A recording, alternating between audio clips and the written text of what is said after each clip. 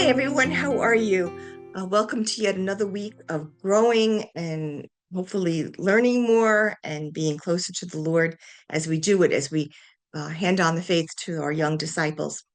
The readings for this week are I like them.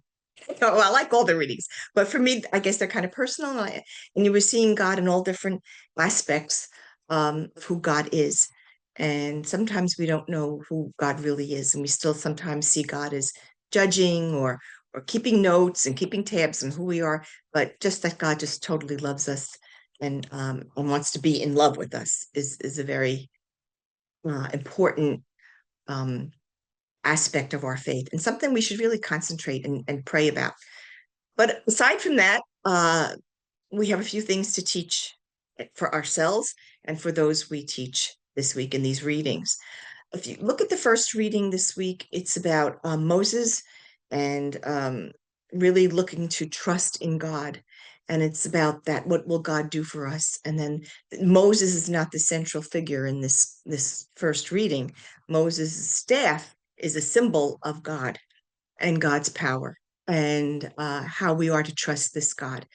And remember, at that time, this was all new for the Jewish people, pretty much new, as it was kept evolving until as we eventually get to Jesus, who, as we know, was our Savior. But it's really important that you look at those and look at the Psalm as well, because the Psalm also talks about trust, this trust in Yahweh. And sometimes people have a problem with trust for whatever reason, whether it was as children or whatever. It's not always easy to do. And sometimes we need to pray for the grace to be able to embrace that trust and really trust that God is doing what God needs to do. The week before we learned about the mustard seed and have the faith of the mustard seed, and replacing all that fear with faith um, is something that's really important in our spirituality and in our growth as catechists and those who hand on the faith. What reading really got to me, well, let me go first. Let me go to the gospel, and it's the woman, the widow, who's persistent. The parable of the persistent widow, who, remember, all women were outcasts of society. They were really marginalized, especially widows in terms of women, and who have nothing. They own nothing. Their property now they're left alone, and this widow feels something's owed to her, and she really battles with the judge.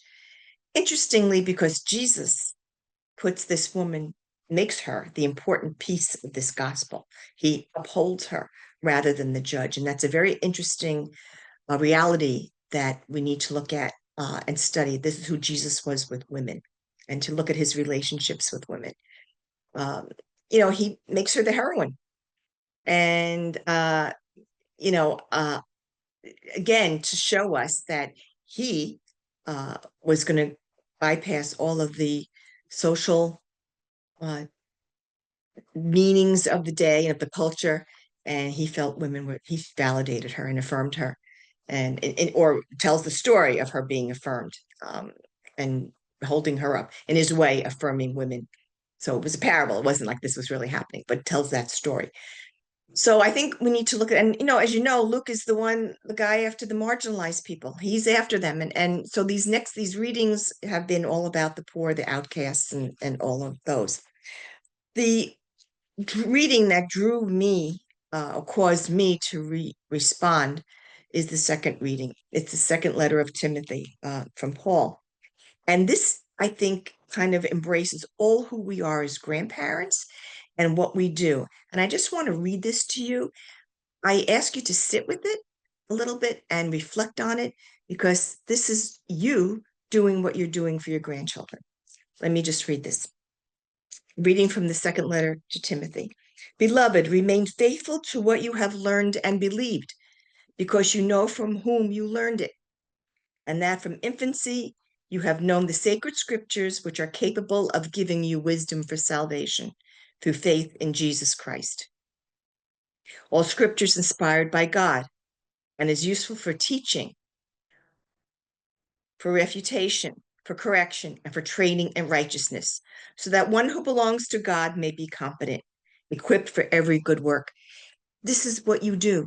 You are taking the scriptures every week, and that's your tool, that's your curriculum for catechesis, and teaching your young disciples what that means and what it means to be a disciple. You know, this is wonderful. I congratulate you and I thank you for doing that. But here Paul is referring to Timothy. Remember where you learned this from. And if you would read earlier, who did he learn from? It tells us elsewhere that he learned from two special women. One was Eunice, his mother, and one was Lois, his grandmother. And they handed on the faith to Timothy. So for all that you do, and for all you who you are, it's not just grandma, this, that, and that's important. But boy, you have a really special role to play in the faith development of your grandchildren in all different ways as we go week by week with suggestions and how to do that and how to nurture that relationship within regular life and through spirituality and catechesis. So this is a gift. This is really a gift. And this month, especially, we are celebrating catechists, especially during this Jubilee year. There was a special celebration in Rome and for catechists. And then I know our archdiocese is doing it in November to have a Jubilee Mass for catechists. And I would think probably in your diocese, and check it out, your archdiocese or diocese is having that kind of a celebration or encouraging parishes to do the same. I would, again, encourage you to do that, to attend, because you are catechists, you are handing on the faith with the wonderful extra piece of being related to these wonderful young people. And and handing on and realizing how important that is, that ministry, even though it's to our own. So celebrate and, look at the women. Think of this woman who persisted, and sometimes we have to persist as well when we are looking for justice. And that's a lesson, that we need to really get across to these young people too. What is just? And but in honor of Eunice and in honor of Lois, uh, you know, we thank them, and we have lots of good shoulders to stand on of women who, in this case, grandparents who've gone before. I think Lois's husband's name, I can't remember right now, but he has a name to the grandfather. They did teach Timothy. So, and Paul is very, wants to remind them of that. So let's just sit with that and celebrate that and thank God for the gift that he's given us in our grandchildren and in our teaching. Take care. God bless you next week.